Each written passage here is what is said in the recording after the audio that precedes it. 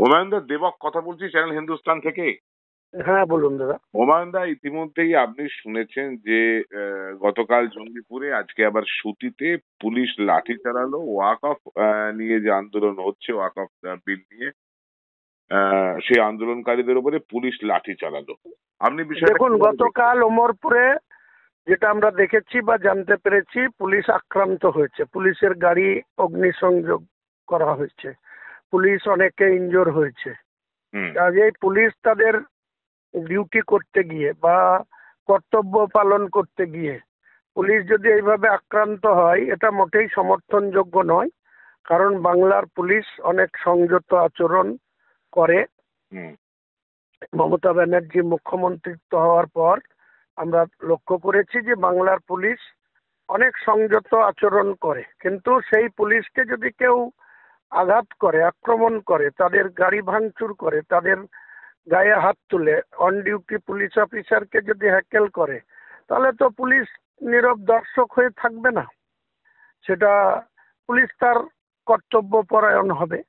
কাজেই গতকালকের যে অপ্রীতিকর ঘটনা, সেটাও যেমন সমর্থন করছি না, কিন্তু মুসলমান সম্প্রদায় যে ওয়াকফ বিল নিয়ে যে আন্দোলন করছে, তাদেরকে বারবার আপনাদের মাধ্যমে আবেদন করব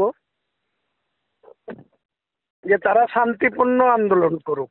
তারা নিজেদের যে সম্পদ রক্ষা করার যে আন্দোলনে নেমেছে, সেটা সমর্থন করছি, বা তারা শান্তি বজায় রেখে শান্তিপূর্ণভাবে তাদের স্বার্থ সুরক্ষিত রাখার যত রকম পদ্ধতি আছে, কোনো প্রশাসনিক ভবনের সামনে, ব্লক প্রশাসন ভবনের সামনে, থানার সামনে, এসডি অফিসের সামনে, ডিএম অফিসের সামনে, এসপি অফিসদের সামনে, সেসব জায়গায় গিয়ে আন্দোলন করুক। অযথা NH-34 ব্লক করে দীর্ঘ সময় ধরে মানুষের চলাচলকে বন্ধ করে, স্তব্ধ করে, এটা তো কোনো আন্দোলনের রূপরেখা হতে পারে না।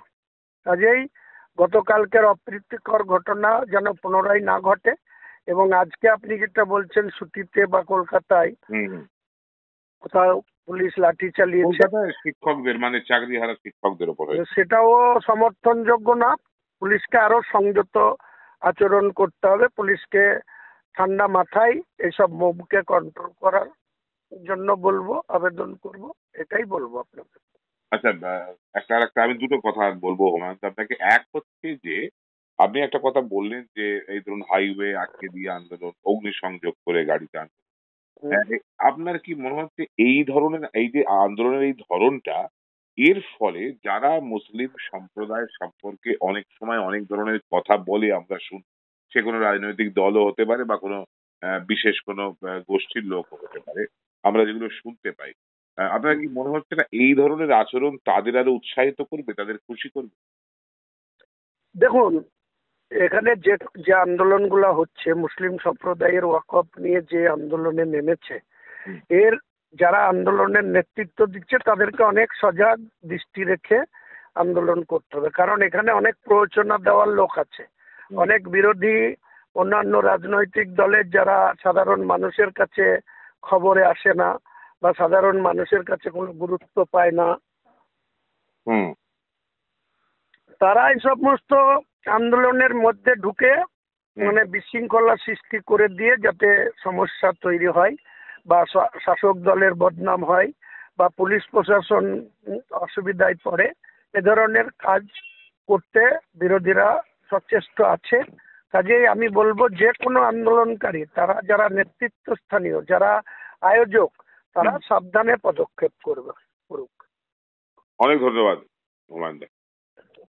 বিভিন্ন বিষয়ে ভিডিও পেতে চ্যানেল হিন্দুস্তানের ইউটিউব চ্যানেল সাবস্ক্রাইব করুন www.youtube.com/channelhindustan।